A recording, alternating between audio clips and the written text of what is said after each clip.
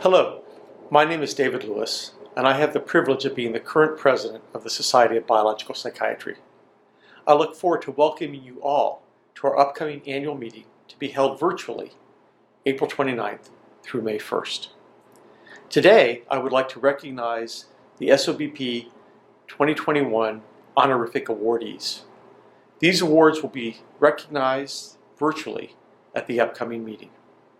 Please join me in congratulating each of these wonderful colleagues.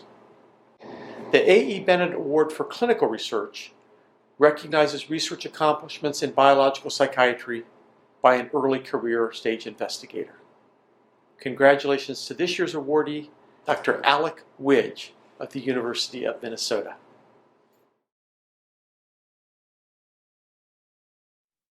It really is an outstanding pleasure to recognize Alec Widge as he receives this award, and also to have been his department head, the person who nominated him for the award. For me, it was a really easy nomination to do, and there was no question in my mind that this was someone that I absolutely felt met all of the really important criteria for the Bennett Award. Alec joined our department a couple of years ago, and he was one among several recruitments in neuroscience and biological psychiatry that we were focusing on at the time. And since getting here over the last couple of years, he's just kind of leapt forward as an independent investigator in ways that have been really exciting and really, I believe, potentially transformational for our field. Really, Alec's work is really characterized by extraordinary creativity, and I would say also a capacity to integrate many different key areas of inquiry that are so important if we're going to take the field of psychiatry and psychiatric neuroscience to the next level of biologically informed interventions that will make a difference for patients. His work centers around brain stimulation therapies, and he has really been focusing very intensely on developing new methods that can directly change circuit and network activity. And what's key is in circuits and networks that are relevant to psychiatric presentations. He has developed multiple approaches that exploit principles of neural physiology, really thinking about ways to reweight synapses, to alter oscillatory synchronies, and change information flow, particularly maladaptive information flow in specific brain circuits.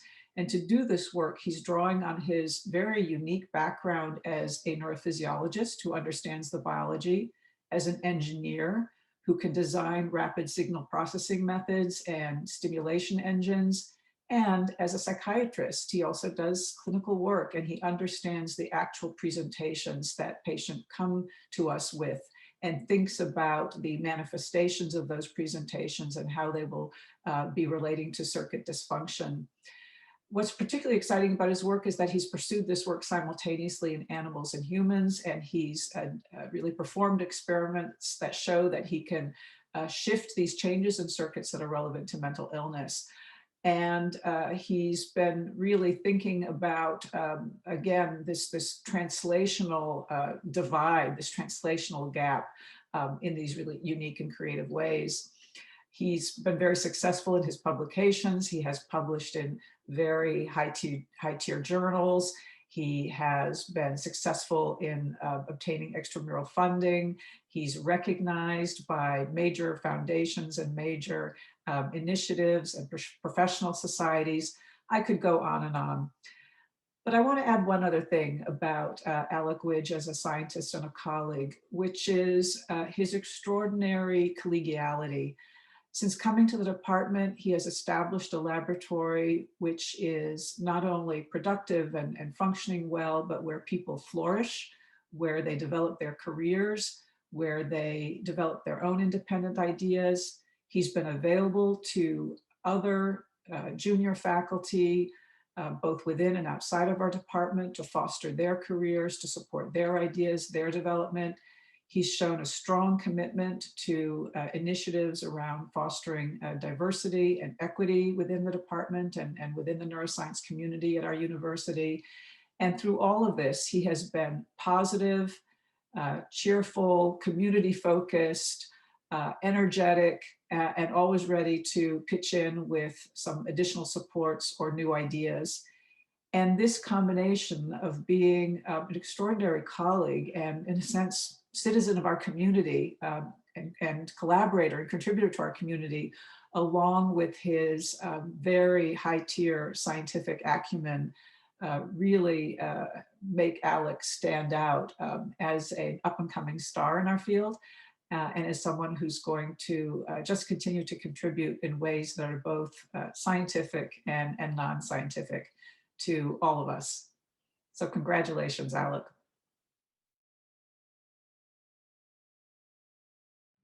Well, thank you. It is an incredible privilege and honor to receive this award. And obviously, I need to thank the Society and the awards committee and all the people who wrote letters and submitted this nomination on my behalf. I am grateful and kind of forever humbled. But even more importantly, I have to acknowledge that no award like this ever happens in isolation. So equally, I want to thank all the people without whom I would not be here. And first, the people in my lab who did these experiments and the resulting analysis, spent long hours working on the papers. This is really your award.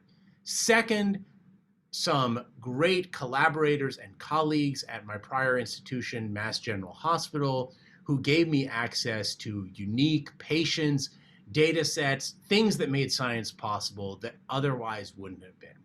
And of course to our funders, but especially I want to call out the Brain and Behavior Research Foundation and the One Mind Institute, both of whom, when we were just getting started, barely had any preliminary data, had some kind of harebrained ideas, were early investors that really let us get those preliminary data and let us make all of this possible.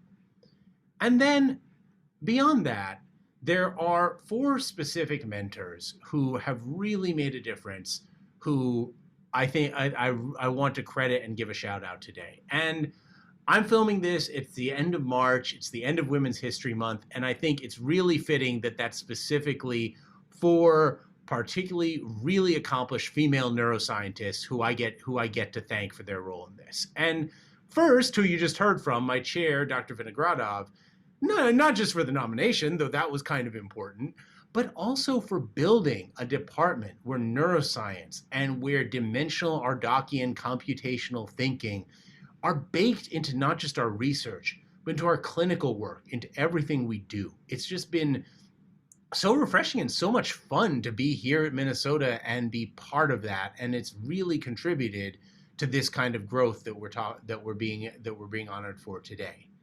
Second, Dr. Holly Lisenby, then at Duke, now at NIMH, who back when I was just finishing residency was one of the first people to tell me that she thought that these ideas in neurostimulation and translation had legs.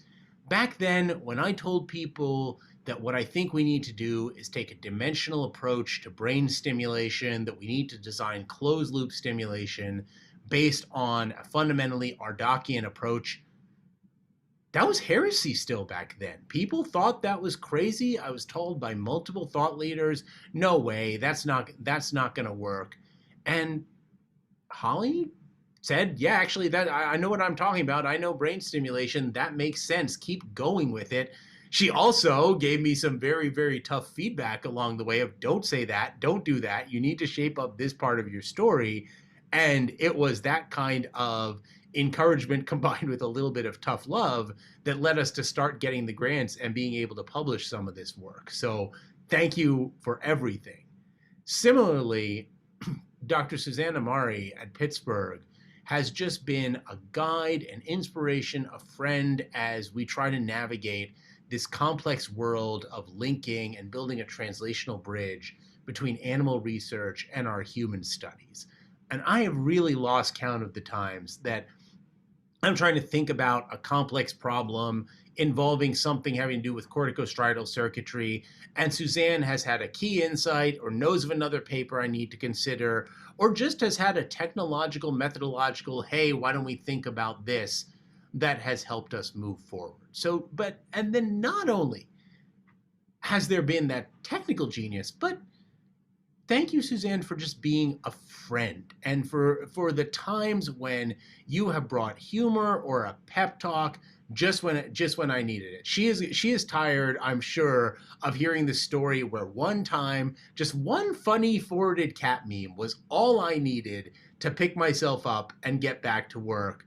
But she was the one who was there with just the right funny cat meme. So for all of you who forward those around, you never know whose career you might be boosting.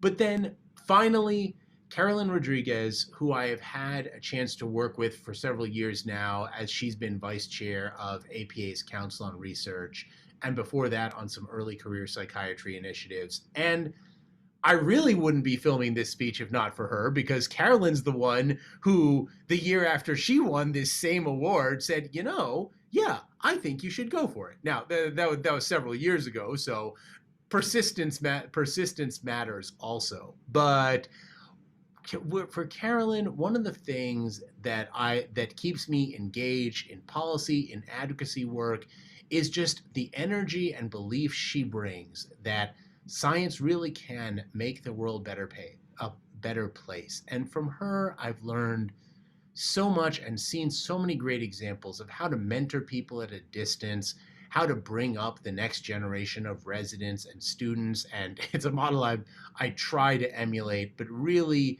Carolyn has touched hundreds of careers already. And I feel very fortunate that I am one of the ones she happened to decide was worthy of her attention. So all four of you have been giants, and I've been lucky to stand on your shoulders. Thank you so much for everything. And again, thank you to the Society for this award. Thank you to all of you who clicked on this video and listened, even though you don't have to. And here's hoping the best is yet to come.